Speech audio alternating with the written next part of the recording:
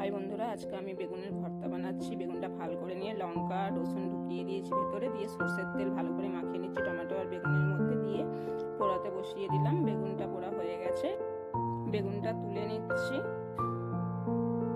টমেটোটা পুড়িয়ে নিলাম, রুটির মাঝখানে আমি রুটি করে নিলাম। বেগুনটা ছাড়িয়ে নিচ্ছি, টমেটোটা ছাড়িয়ে নিচ্ছি ভালো করে। কড়াইয়ে সরষের তেল গরম বসিয়ে দিয়েছি। বেগুনটা, কাঁচা লঙ্কা, টমেটো সব আমি একসঙ্গে মেখে নিচ্ছি। ভালো করে মেখে নিচ্ছি সব। কালো জিরে শুকনো লঙ্কা দিয়ে পেঁয়াজটাকে ভালো করে ভেজে নিয়ে স্বাদ মতো